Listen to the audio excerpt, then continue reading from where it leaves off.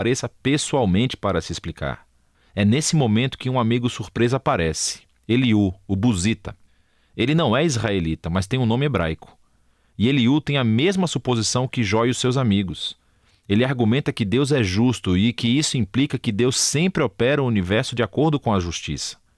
Mas Eliú tem uma conclusão mais sofisticada sobre por que as pessoas boas sofrem. Pode não ser castigo pelo pecado no passado. Deus pode trazer sofrimento como um aviso para ajudar as pessoas a evitarem o pecado no futuro.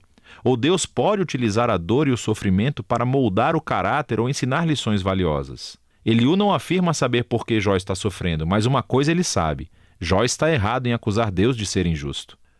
Jó nem sequer responde a Eliú e os diálogos chegam ao fim. É como se a sabedoria dos antigos tivesse chegado ao fim e o mistério permanecesse. Então, de repente, Deus aparece em um redemoinho e responde a Jó pessoalmente. Ele primeiro responde à acusação de Jó de que ele é injusto e incompetente em administrar o universo. Então Deus leva Jó em um passeio virtual para conhecer o universo, e ele começa a fazer várias perguntas sobre a ordem e as origens do cosmos.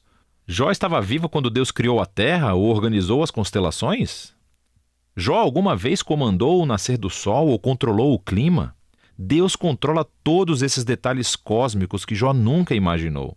Então Deus começa a entrar em detalhes, descrevendo os hábitos únicos de pastoreio de cabras da montanha e como os servos dão à luz, ou mesmo os padrões de alimentação dos leões e jumentos selvagens. Mas por que tudo isso?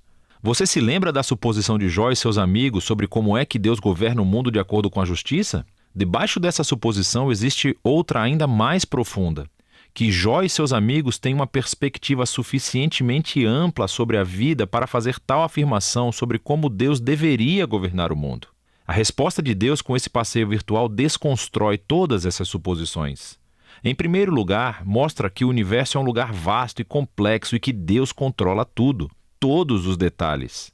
Jó, por outro lado, não pode tirar conclusões através do pequeno horizonte de sua experiência de vida. Sua visão é muito limitada. E assim, o que parece ser uma injustiça divina do ponto de vista de Jó precisa ser visto através de um contexto infinitamente maior. Jó simplesmente não está em condições de fazer uma acusação tão grande sobre Deus. Após o passeio virtual, Deus pergunta a Jó se ele gostaria de microgerenciar o mundo por um dia, de acordo com o princípio de justiça que Jó e os seus amigos presumiram, castigando todos os atos malignos de cada pessoa a cada momento com a retribuição precisa. O fato é que agir com justiça num mundo como o nosso é algo extremamente complexo. Nunca é preto no branco, como Jó e os seus amigos parecem pensar. O que leva ao último ponto de Deus. Ele começa descrevendo essas duas criaturas fantásticas, Beemote e Leviatã, que algumas pessoas acham que são representações poéticas de um hipopótamo e um crocodilo. Mas, mais provavelmente, eles se referem a criaturas conhecidas na mitologia do Oriente Próximo, que são usadas em outros lugares da Bíblia como símbolos da desordem e perigo que existem no mundo bom de Deus. Essas criaturas não são malvadas.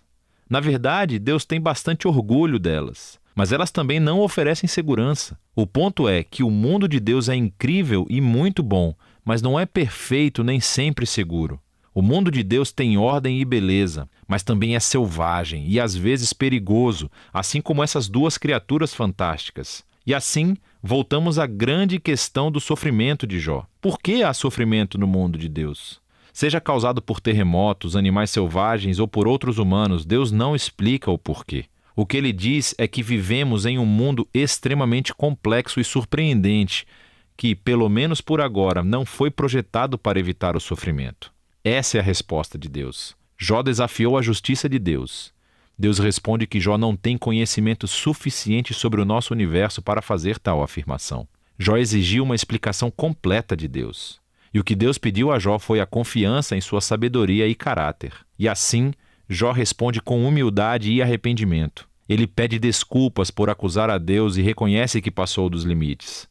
Então, de repente, o livro conclui com um breve epílogo. Primeiro, Deus diz que os amigos de Jó estavam errados, que as suas ideias sobre a justiça de Deus eram simples demais e não eram completamente verdadeiras à luz da complexidade do mundo ou da sabedoria de Deus. E então, Deus diz que Jó falou corretamente sobre ele. Isso é surpreendente porque não se aplica a tudo o que Jó disse.